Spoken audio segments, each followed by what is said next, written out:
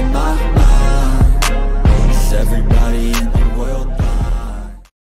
Hello everyone and welcome back to the GSMC Fantasy Sports Podcast. Hope you guys enjoyed that first segment. Before we get into our second one here of the day, I do want to remind you yet again that if you do feel so inclined, please consider liking, following, and subscribing to the show. And also, something that you guys have been doing an excellent job of, if you would like to leave any questions, comments, concerns, tips, or donations, consider making yourselves available to the Super Chat, Super Thanks, and Super Stickers features here on YouTube. They're a great way to communicate with me and interact with the show. Get your comments out there. Get your opinions out there. It's not just all about me. I want your guys' input as well, so this show can be bigger and better. But without further ado, let us get into our second segment of the day. We switch our attention back to Thursday Night Football. Tonight's game should be a good one between the New England Patriots and the New York Jets. But I wanted to do a quick segment about players that I believe have the most to prove in this matchup. I think both of these teams are not necessarily the strongest fantasy squads, but they do hold merit in terms of players who are going to have good seasons. I like the Jets roster a lot. Breece Hall, Mike Williams, eventually maybe. But I think that right now, they're far from the cohesive offense they can be. And I know they can be. On the Patriots side of things, we know what to expect, really. We expect a heavy dosage of Ramondre Stevenson and a solid defensive effort from their scrappy defense. But at the end of the day, there's going to come a time when the Patriots' offensive scheme will be called into question. And why not tonight? Why not tonight? I think the Jets feel as if they might have an advantage on the defensive side of the ball this time because their defense has not looked like what it has in recent past. So this feels like the Jets could take an opportunity to have a get-right game, but Ramondre Stevenson is just so good that I have a hard time getting past his kind of integral facets to this offense here. But without further ado, let's just jump right into what some of these big players on both of these teams have to prove. Let's start off with a guy we didn't mention in that little tirade before, Aaron Rodgers. I think the only thing he really has to prove is that A, he continues working into this Jets offense, getting up to speed, getting comfortable with everything, and B, just being a serviceable fantasy quarterback. He's not going to be an eye-popping stats guy. He's going to be someone who gets you 15 to 20 fantasy points, and just do it in an efficient manner. For example, last weekend, 176 yards to the air, 2 TDs, 15.14 fantasy points. So, like I said, he's going to be efficient, he's going to be competent, but he's not going to be fancy. And I don't know if you as fantasy managers listening to this will be comfortable with that going forward, but just know that that is what he is at this moment in time.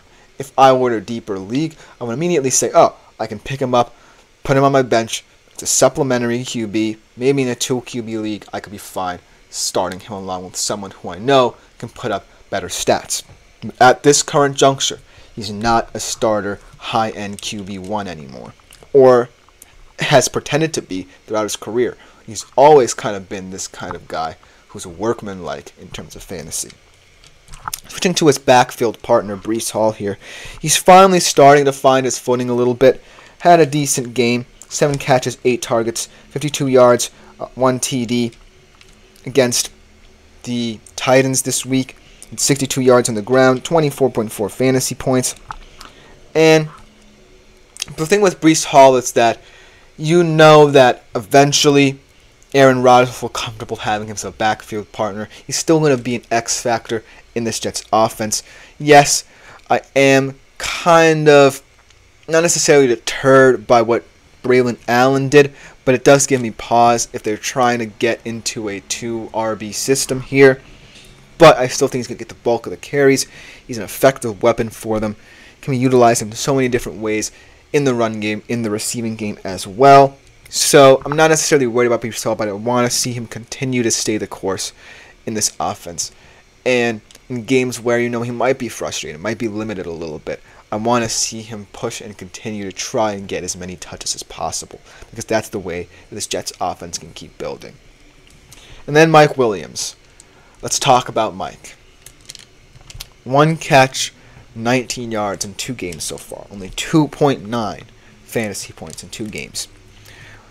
You can say that, yeah, Aaron Rodgers has his buddies in his receiving core. He has Lazard's. He has Garrett Wilson, one of the high-end wide receiver ones in this league. But my question about this whole thing is, if the Jets were confident in acquiring Mike Williams, then why aren't they utilizing him like he should have been a fascinating acquisition for Aaron Rodgers? Because I understand that Aaron Rodgers is comfortable with who he's comfortable with, but if you want this Jets offense to be clicking, then you have to incorporate a guy who we spent a lot of money on in the offseason. And Mike Williams just hasn't been that guy so far. So the concern with him is that he is going to be someone who's either going to be huge in situational football situations, or he can actually be a high-end wide receiver too in this system. And that's what I want to see out of him tonight.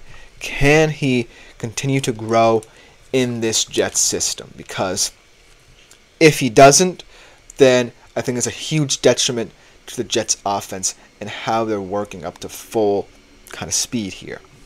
And let's go to the Patriots side of things, because the Patriots side of things seems pretty clear-cut in their intent on the offensive side of the ball, but I still want certain players to prove to me that they can be competent at the very least in your fantasy football team. Let's start off, though, with the Patriots defense. Let's look at the Patriots defense for a little bit before we go to the offense. They've had 3 sacks so far, actually 3 sacks in the Seattle game, and they've been the main reason why they've kept on schedule in terms of how they want to win football games. They know that they might be behind the 8 ball in terms of what they can do offensively. That doesn't deter them from using their defensive prowess to try and win football games.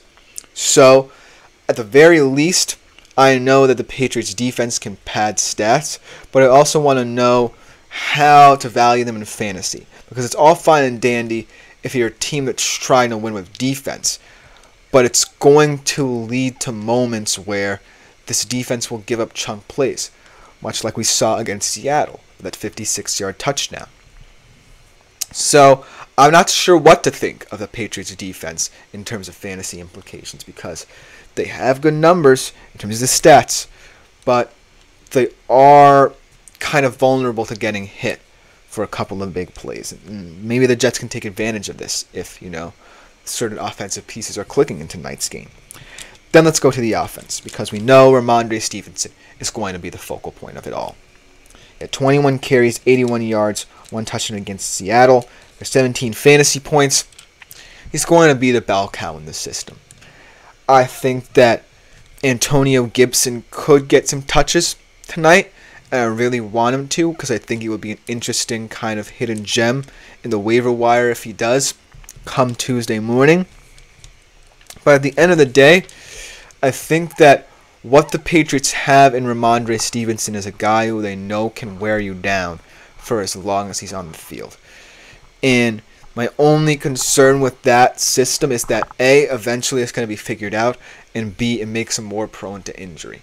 So make of Ramondre Stevenson for now what you will. He's a very valuable fantasy asset, but in the future, just know that opposing defenses will be more attuned to the Patriots scheme. It's kind of been a shock to the first 2 teams they faced in Cincinnati and Seattle, but it won't be the Jets. They now know if we stop Ramondre Stevenson, we have a very, very fantastic chance to take over this game. That brings me to the people who I know have to step up for the New England Patriots. Those are the receivers. Listen to these appalling stats here for the New England Patriots receivers. Let's start off with KJ Osborne, a guy who I actually kind of liked coming out of Minnesota. Only 5.1 fantasy points in Week 1, 1.7 in Week 2.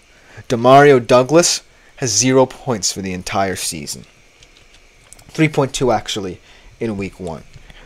So it's kind of troubling to me that you don't have any kind of contingency plan outside of Ramondre Stevenson, because you have a serviceable enough QB in Jacoby Brissett to distribute the ball equally to your receivers. And your receivers aren't necessarily that bad. Yes, I get that Hunter Henry perhaps is your best full receiver and well-rounded receiver, so to speak, as a tight end. But I like KJ Osborne. You don't necessarily have to be a superstar tight end who's excellent in certain attributes to be a serviceable tight end, wide receiver to a football team. You just have to be serviceable to your quarterback. You just have to make yourselves available to your quarterback. You don't have to run go routes every 15 or so snaps. You just have to make yourselves available. Yes, it's going to be tough against some of the defenses you're going to be facing, but at least make this offense more multi-dimensional than it profiles to be right now, because Ramondre Stevenson is not always going to have good games in the future anymore, because teams are now on to you. So these receivers definitely do need to step up and step into these roles to help supplement Jacoby Brissett, because Jacoby Brissett, for all intents and purposes, as much as he's kind of a backup QB prototype, he's one of the most serviceable ones in the National Football League. And he has started, he has experience as a starter, and most importantly, I think Gerard Mayo actually trusts him to run this offense. That being said, he just needs the trust in his receivers in return. But looking at this game, it's not the prettiest in terms of fantasy implications, but you can certainly find players who will be serviceable to you for this one. But let me know what you think in the comments, because I think it's going to be a weird game. I think that it could go either way. I'm taking the Jets in this one personally, but let me know what you think in the comments. Coming next, we look to a more general Week 3 summation of prop bets here. We have a lot of good games to talk about, a lot of interesting player props to look at as well, but we'll be right back after this short break to talk about them. Don't go anywhere. Looking for your daily fix of sports talk without having to pay for it? GSMC Sports Network is available on YouTube. Just search GSMC Sports Network. Get your fix of daily sports.